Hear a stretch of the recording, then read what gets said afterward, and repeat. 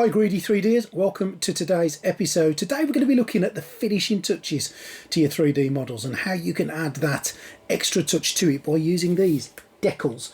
These things allow you to add those little bits and pieces to your model that you just can't paint on, or you can't paint on very well because they're so intricate.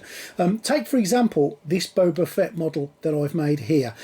Obviously Boba Fett has got some little intricacies on him that I need to add, which I can't do by paints. So what I've done is I've printed off some decals and I'm going to add these to Boba Fett. So I'll talk you through the process of where you get your decals from, how you print them, what your printer settings need to be, and just how you go through the whole process of putting these on.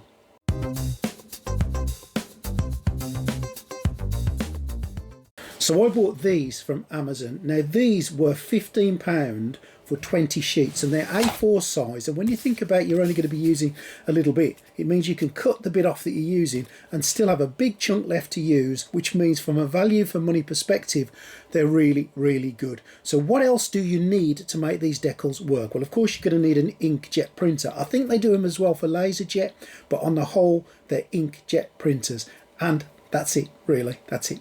So where do you find the files? Well, for these files for the Boba Fett sculpture, all I did was I googled Boba Fett decals, had a look across the internet, saw some that I liked pictures of, and I literally just used the snipping tool in Windows to cut them out and add them onto a Word document. Now the reason I added them onto a Word document means that I can adjust the size of them, make them smaller, make them bigger, adjust their layout, etc. And then what I did is I made different sizes of them on the one page because I wasn't too sure what size I was going to need. So I made a few different sizes on the page and then I printed it off on normal paper just so I can have a look. I don't want to waste my decal paper, so I printed it off on normal paper, and then what I did was I cut it out, I tried it on for size, found the sizes that worked for me, did some adjustments, and then I did the final print on this paper. Now the only thing you need to do on this paper is to use high gloss settings on your printer and print at the highest quality that your printer will do. The paper goes in, shiny side is the side that it gets printed on, and it literally is just like printing anything else. You press the button and it comes out and it's done and it's ready to go, but not quite finished and ready to go. What we needed to do after this was add some lacquer or varnish to it to protect them, and I'll show you that here.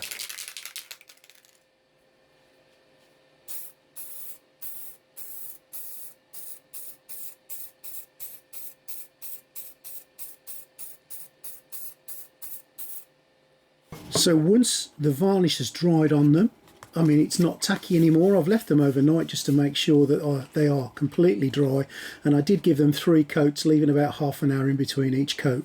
But that's all dry and ready to go now. Next thing we need to do is cut them out. And all I'm going to do is use a pair of scissors. Now the guidance suggests you leave about 3mm around each one just to make sure that you give it enough room to get the decal off. So what I'm going to do first of all, I'm going to do the shoulder parts first because they're the biggest parts and they look like they might be the easiest, so I'm just going to cut those out. Okay, so there's that first of all, and then just cut them down the middle.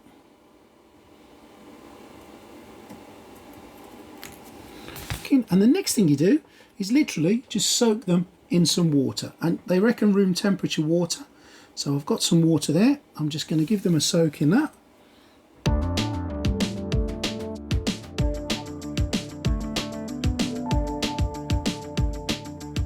A few moments later. Now they say just leave them in the water until you feel that they start to move. If you gently move it with your fingers, which it's doing now.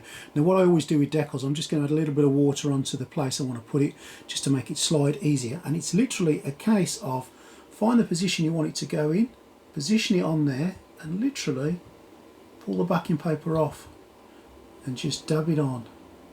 Now you can use a wet brush for that if you want to. And there we go. Same again on the other side.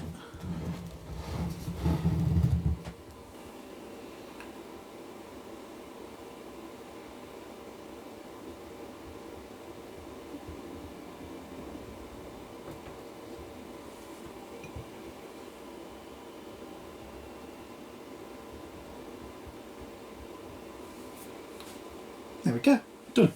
wonderful. Okay, it's got a little circle on the centre of his chest, so we're going to pop that on next.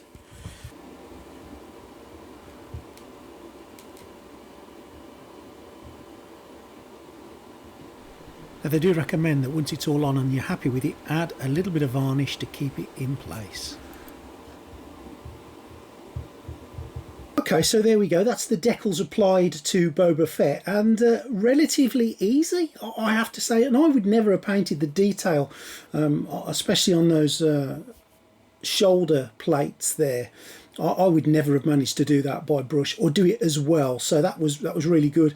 And I see other host of uses for these. I've got quite a few Spider-Man prints, and it's always good to, there's one where he's on a lamppost, it's always good to stick on the lamppost a wanted Spider-Man sort of newspaper stuck on there, and I can do exactly that now. The list is endless, and I'm sure you'll have hundreds of ideas of how you can apply these.